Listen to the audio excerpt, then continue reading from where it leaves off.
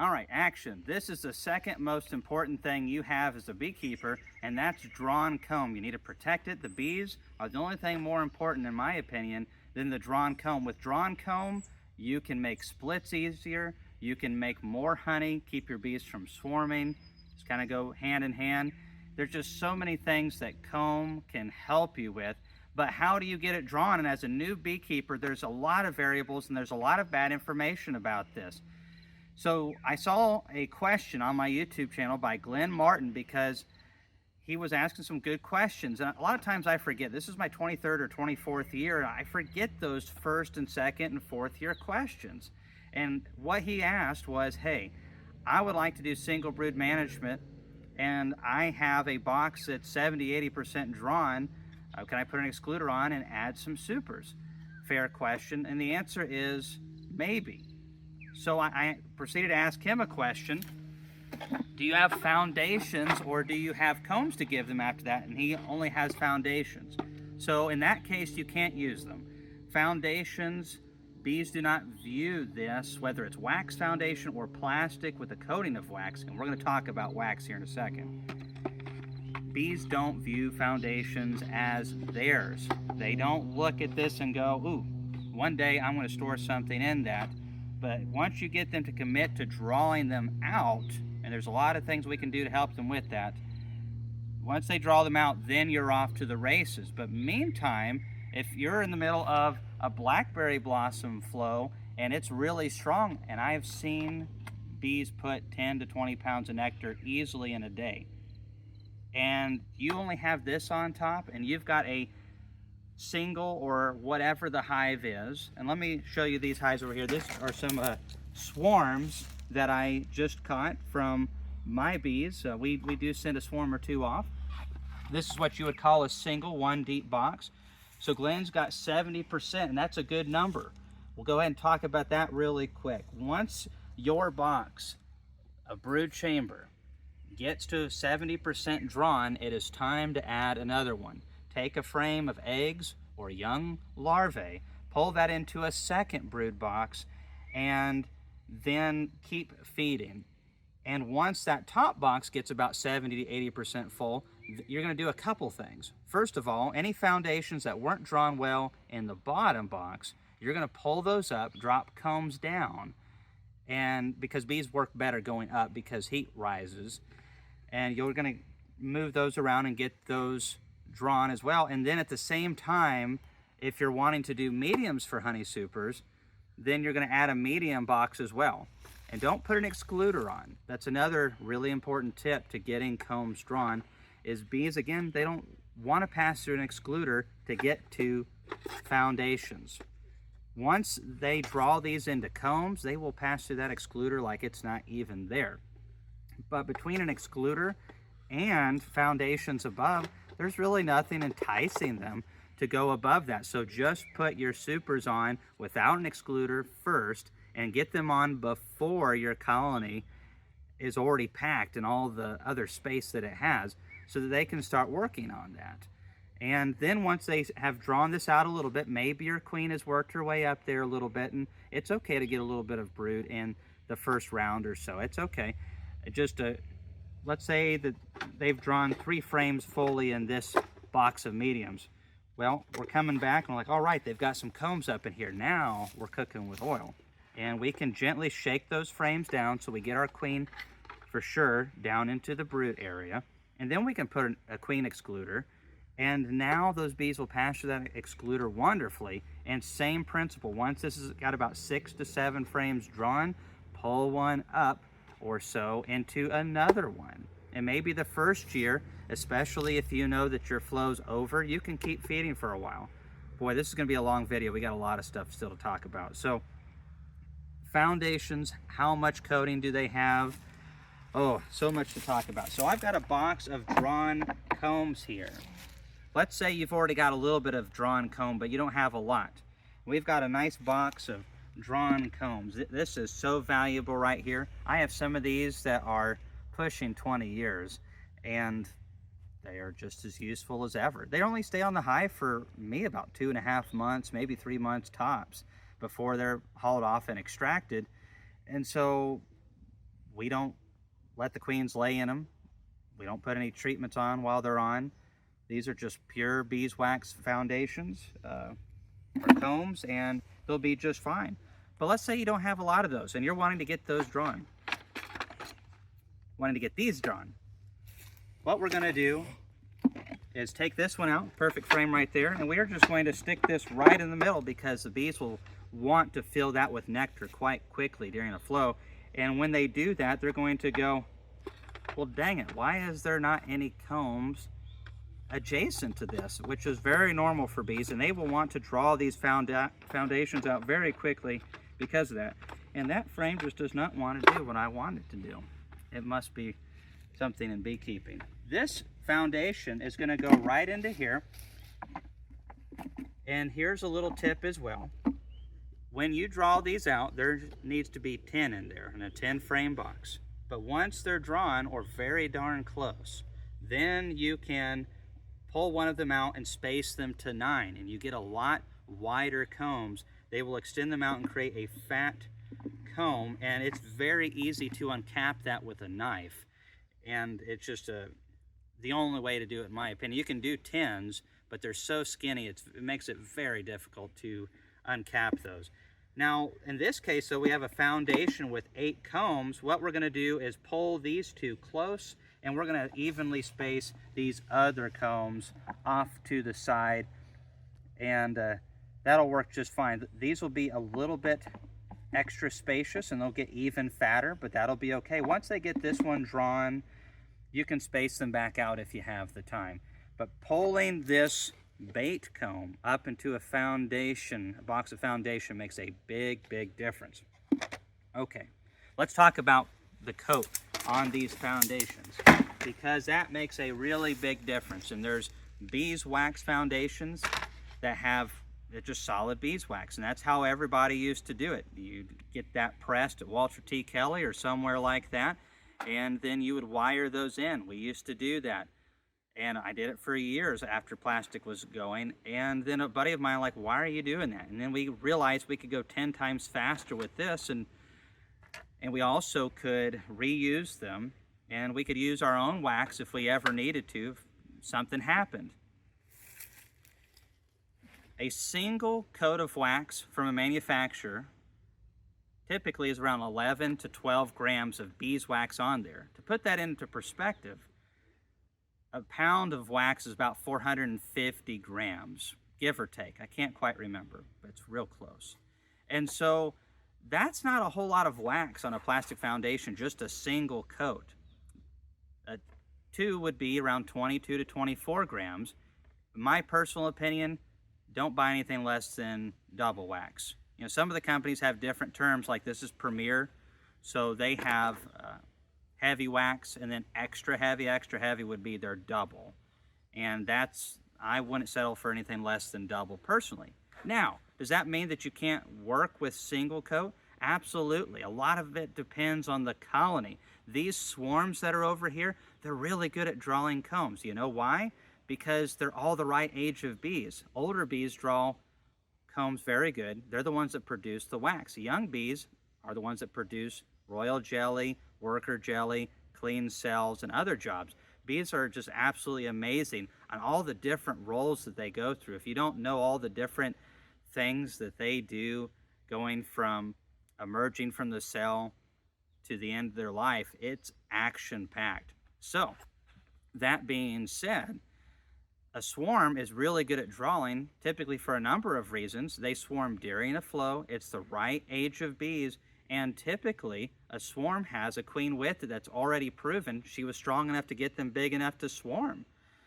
A well-mated queen that has good genetic diversity has been proven to produce over 25% more comb in the same amount of time as a colony that had an inferior queen that wasn't mated near as good. Same time span, all of those things. So how good your queen is important. How good the flow is important. So if you have a really good flow and you have bees of the right age and they're ready to go, well, yeah, single wax will work just fine. But what if the flow's not for 3 weeks away and those bees aren't the right age? And all those kinds of things. Well, a couple of things could happen. When you have foundations, whether it's wax foundation or plastic foundation with a wax coating, is the bees, when there's nothing going on in a dearth, they will chip the wax off of the plastic. And if you have wax foundation, solid beeswax, they will chew holes through it. And they repurpose that. They mix it with propolis and they use that to cap brood cells and multiple other things. But again, they don't care about foundation. They don't view that as their stuff. They would never do that to comb if it's in good shape.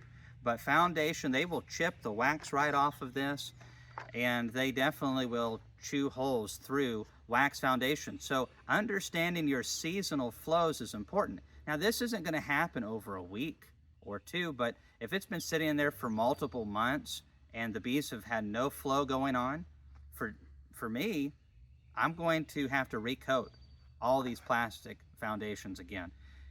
My flow ends around June 15th, give or take, depending on the rainfall and several other things. And I know this because I've been doing this a long time in this region, and we keep records.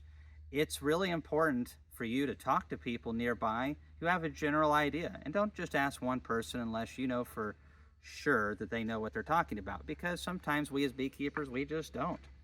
I get told that on YouTube all the time. I don't usually listen to those people, but then when my wife tells me, then I usually feel pretty bad. So we don't want to leave this in there for a long period of time because bees will chip that wax off of there. So pay attention to that. One of the stories I heard, that this is kind of a segue here, but the flow hives, they have all of the movable, oh goodness, it moves to be able to basically cut the combs and then drain back into it. And so it has all these little segments in it. And if you leave those on for months in a dearth, the bees will bee glue that down and propolis that same thing like nobody's business. And it will take you hundreds of hours sometimes to clean that up, unless someone's figured out a quick solution, because the bees probably put hundreds of hours gluing it down. So there's no good reason to leave equipment on beehives when they don't need it. Part of beekeeping is giving them space when they need it and removing it when they don't need it. And that is a really good thing that we do with the bees. We coexist with them, understanding the seasonal flows and taking away and helping with the thermal dynamics. A tree cavity and stuff like that doesn't work. I think one of the reasons most bees die going out into the wild blue yonder is finding a good cavity that has all the things that they need. As beekeepers, we can really help with that. All right, let's get back to the main topic though. What's a good coat of wax? Like I've said, a single coat is good enough with all the conditions right, but a double coat is a lot more forgiving. And if you have a small colony, like a nucleus colony, or a colony that's, just trying to get itself going, the extra wax really helps. And that's really what I want to talk to you about a lot on this video, is a good coat of wax. Down below, I'm going to leave a link to a video where we are rolling wax onto this. It's very easy to do. It's a short video. I'm going to have that in the description and down in the comments below. But when I put wax on, we're getting close to 40 to 50 grams of wax per sheet. And that's a whole lot more. And it makes a lot of difference. Makes a lot of difference, especially on little colonies. Think about this though. You have a flow going on and you don't have any more combs to give them. You need those combs, foundations drawn as fast as possible. A heavy coat is going to help tremendously.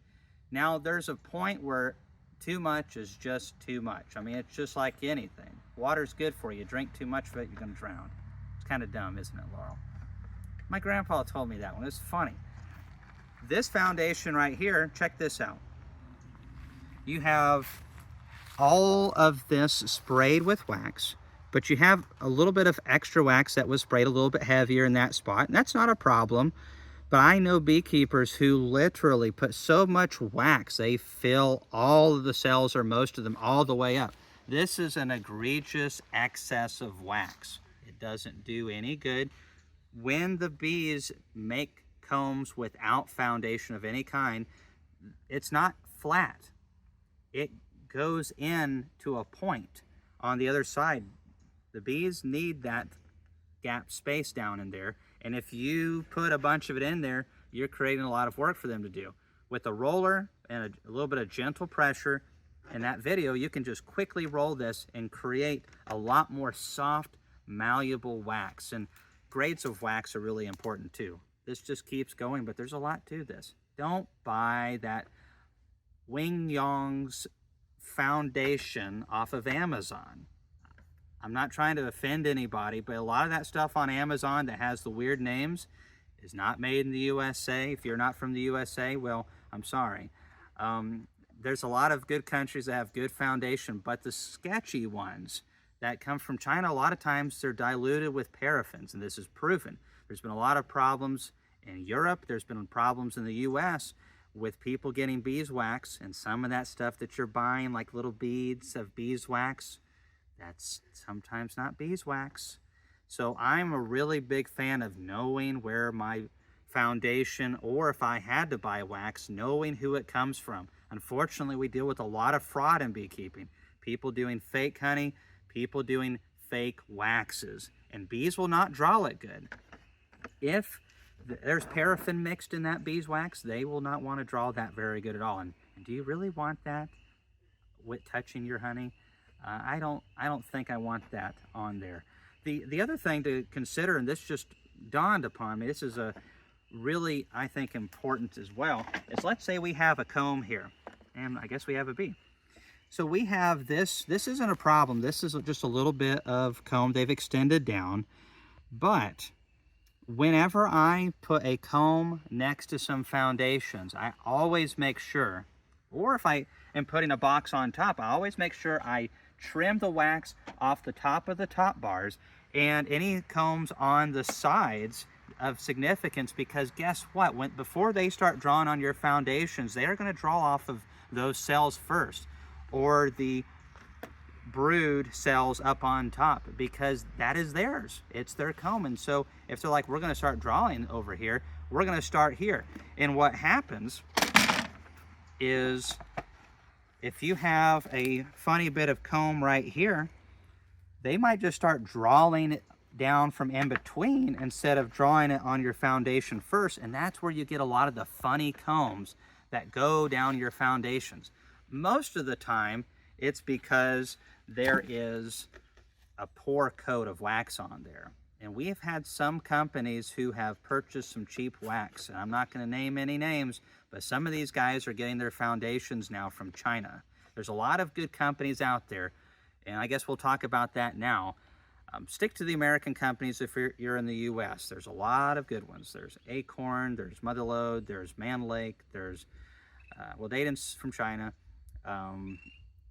That's what I've seen, unless they've changed something. You have Premier, you have, oh goodness, they're just going out the window. There's a lot of good foundations out there that you can buy. Purico, I've used all of those companies, and not just one or two, thousands of each one.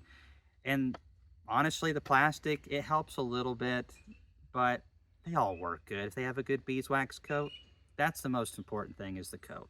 So get a good coat on there. You can be happy with any of those companies as long as the coat is good. What about letting this sit around? If, let's say you have this frame and you don't need it, you got a bunch of them at the Honeybee Expo, you know, and you got 1,000 of them, and you only needed 300 this year and 200 the next year. Now it's 4 years down the road and you're finally using the last bit. They're probably not going to draw those very good. Comb can dry out. Dust and different things can get on it. That's one of the problems with buying them loaded like this, a pre-assembled frame loaded with the foundation, is air's hitting this, dust hits this, and eventually that dries out and becomes brittle. And it's not very attractive to the bees, and sometimes they just won't use it at all. And then you'll get all kinds of funny stuff. So preferably, if you don't have your foundation inserted into the frames, leave it in the box with all the foundations close to each other. But you can always recoat them. I actually recoated this because I've had it sitting for about 3 years. I had a good coat from Premier of double wax, but I added another coat to it, and I mean to tell you, you can smell it from here. It is awesome. You can't, but I certainly can. It's a wonderful smell, and this is very gummy. And I don't feel plastic. I feel with my fingernails beeswax, and those bees aren't ever going to feel any plastic either. They're just going to draw this out really nice. When you are trying to draw combs after the honey flow, that thick coat makes a big difference. I love doing this. Having extra combs is great. And when the honey flow is over and I've got a colony this tall, and I take, funny Laurel, and I take the honey supers off, and now it's, you know, well down into here, I have still this big bee population for a little while because the queen has been churning all that brood out and has brood on the way from when things were really productive. So the bees are going to naturally decline once the flow ends. For me, that's early June. But I still have all this bee power being created that was laid back in May and early June. So with that big bee population, I can use that if I hurry up and as soon as the flow's over, take all those honey supers off and then put some really well-coated foundations on there, and I just pull up a frame of eggs or young larvae into a box of deep foundations, and I feed them and I feed them and I feed them, and I get thousands of combs drawn this way, and that way I never have a shortage of combs. I actually have way too many combs, and this is something that I hope you get to experience soon, because even if you get to the point where you're like, I only want 5 hives, this is all I want, have some backup combs just in case there's a swarm or there's this or there's that. Or, you know, hey, you just want to make some more bees because you just get the bug. I know, terrible joke. There's a lot to this. I think we've covered a lot in this video, but having extra combs is important. A good wax coat is important. Sourcing good stuff is important. And if you're in the US, support the US companies. There's some stuff on Amazon that is done in the US. A lot of these companies that I mentioned do sell on Amazon as well and other places. So just be sure that you buy it from a reputable place. North American Honeybee Expo. Thanks for watching this video. Hey, we're doing a live chat. If you made it all the way to the end of this video, congratulations, you are awesome. Hope you're having a good bee season. We are doing a live chat every first and third Saturdays at 7 p.m. Central Time. So bring your questions if you have something about drawing combs, or maybe you have something else bee related, or maybe not at all. Want to talk about how Alabama's not the best team in college football? We'll listen to you. We won't agree, but we'll have a great time getting to hang out with you at the live chats first and third week of each month, Saturday, 7 p.m. Central Time. We'll see you there. Have a good one.